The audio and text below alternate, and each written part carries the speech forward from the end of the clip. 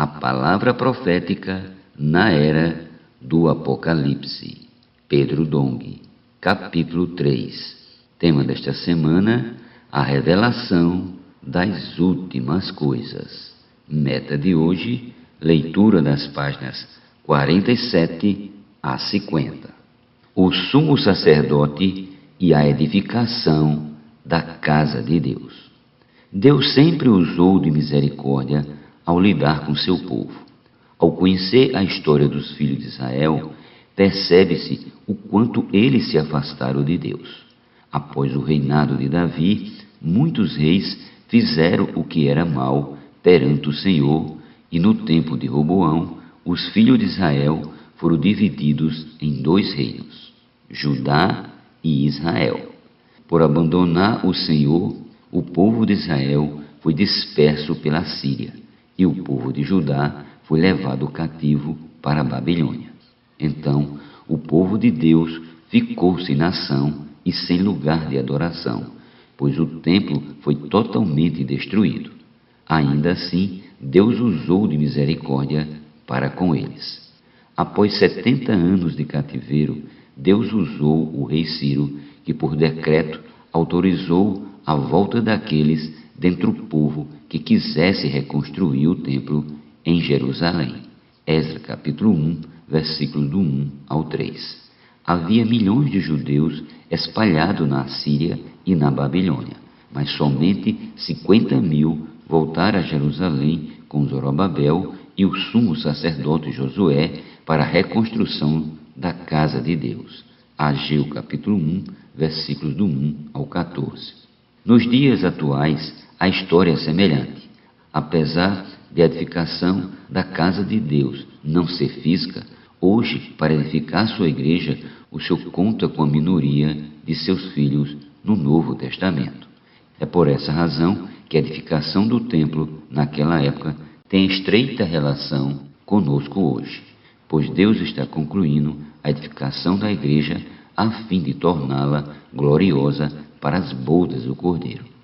À luz do livro de Zacarias, na reconstrução do templo, ou seja, na reedificação da igreja, até torná-la gloriosa, santa e sem defeito, vemos que é necessário o labor do sumo sacerdote. Porém, esse servo também estava sujeito à fraqueza e pecados, segundo a história de Josué.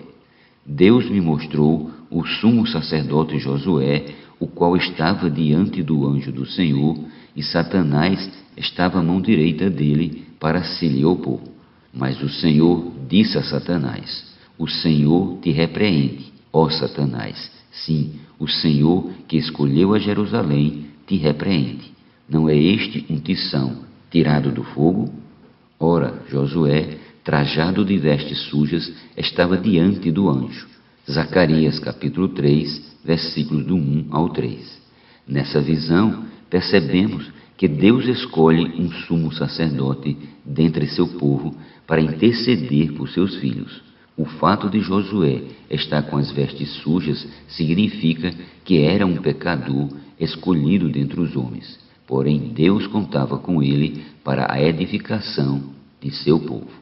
A Epístola aos Hebreus esclarece ainda mais a relevância do sumo sacerdote ao dizer que todo sumo sacerdote, sendo tomado dentre os homens, é escolhido nas coisas concernentes a Deus a favor dos homens, para oferecer tanto dons como sacrifícios pelos pecados. Hebreus 5:1.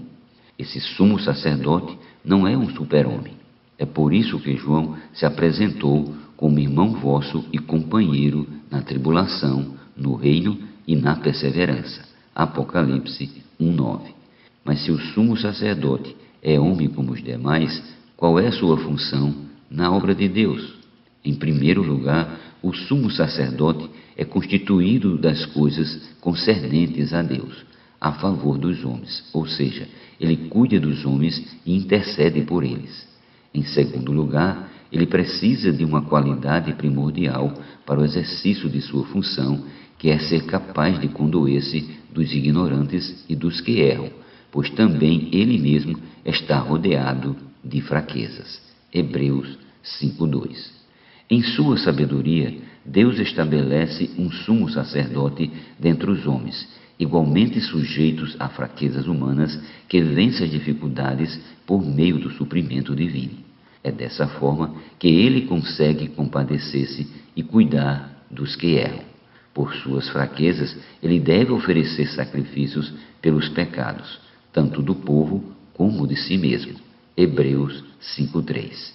Todavia, Cristo, nosso sumo sacerdote, não tem pecado, pois ele não é sacerdote da ordem de Arão, como Josué. O homem Jesus foi gerado filho primogênito de Deus e por ele foi designado sumo sacerdote para sempre, segundo a ordem de Melquisedeque. Versículos do 5 ao 6. Quando Jesus veio em carne, tendo oferecido com forte clangor e lágrimas, orações e súplicas a quem o podia livrar da morte, e tendo sido ouvido por causa da sua piedade, embora sendo filho, aprendeu a obediência pelas coisas que sofreu. Hebreus capítulo 5, versículos do 7 ao 8. O Filho de Deus suportou os sofrimentos como homem, clamou ao Pai e foi ouvido, porque aprendeu a lição mais difícil, a obediência. Aprendamos com o exemplo do Senhor Jesus e obedeçamos a palavra profética. Temos um sumo sacerdote que se compadece de nós. O Senhor tem insistido em que obedeçamos a palavra profética. Então, devemos acompanhá-la de perto e aplicá-la em nosso viver diário. Os comportores dinâmicos vivem essa experiência quando se deparam com dificuldades. Há momentos em que parece que nada funciona, então eles são instruídos a buscar o Senhor, lembrar a última palavra profética que ouviram e usá-la como falar vivo de Deus para aquela ocasião. Assim, eles obedecem e as coisas começam a funcionar. Por isso repetimos a importância de ser obedientes à palavra da profecia. Em Hebreus, vemos que Jesus se tornou o autor da salvação eterna para os que lhe obedecem. Hebreus 5:9. Isso significa que quem não obedece ao Senhor Jesus como cabeça não obtém a salvação. Especialmente nesta era do Apocalipse, precisamos aprender a obedecer. Enfatizamos que Jesus é nosso maior exemplo de obediência. Como Filho de Deus, em sua divindade, ele estava em paz e harmonia com o Pai. Contudo, o Pai precisou que ele se tornasse carne e morresse na cruz. Assim, por meio de sua morte, ele destruiu o diabo, que tinha o poder da morte, e libertou todos nós que estávamos sujeitos à escravidão. Éramos escravos de Satanás, pois tínhamos medo da morte, mas nosso misericordioso e fiel sumo sacerdote, Jesus, tornou-se semelhante aos homens e, para nos salvar, ele mesmo se fez propiciação. Hebreus capítulo 2, versículos do 14 ao 17. Ainda em Hebreus, lemos: naquilo que ele mesmo sofreu, tendo sido tentado, é poderoso para socorrer os que são tentados. Hebreus 2:18. Nesta era, mesmo com a intensa atuação do Espírito, as dificuldades aumentam. As tribulações persistem, mas temos um sumo sacerdote que cuida de nossas necessidades.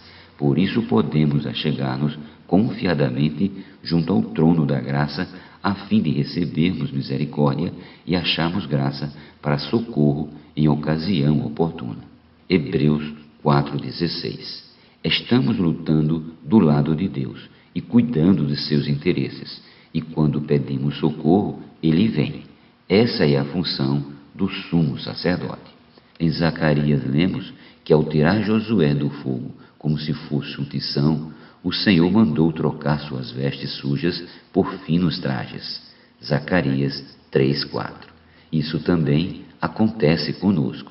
Estávamos condenados em Adão, todavia fomos arrebatados do fogo e toda iniquidade foi retirada de nós pela propiciação de Cristo, por ter ele morrido em nosso lugar. No Evangelho de João, vemos que Jesus é o Cordeiro de Deus, o único que tem o poder de tirar o pecado do mundo. João 1:29. Mas para que seu sacrifício produza efeito, na vida das pessoas, a nós cabe pregar-lhes o Evangelho a fim de que creiam no Senhor Jesus, confessem os pecados e recebam uma veste adequada para entrar no palácio do Rei. Salmos 45, versículos do 14 ao 15. Nós recebemos essa veste para viver a vida da igreja. Ademais, Jesus se entregou pela igreja para santificá-la e purificá-la pela palavra. Efésios capítulo 5, versículos do 25 ao 26. Portanto, para nos apresentar como virgens, santa e sem ruga, como esposa do Cordeiro e parte do exército de Cristo, e assim derrotar o anticristo e o falso profeta, precisamos valorizar a palavra profética. Ainda em Zacarias lemos: ouve, pois, Josué, sumo sacerdote, tu e os teus companheiros que se assentam diante de ti, porque são homens de preságios. Eis que eu farei vir o meu servo, o renovo. Zacarias 3:8. A profecia desse versículo não se refere apenas àquele momento, mas também a eventos futuros. A palavra hebraica para preságio é moped, que significa maravilha ou sinal no sentido de milagre.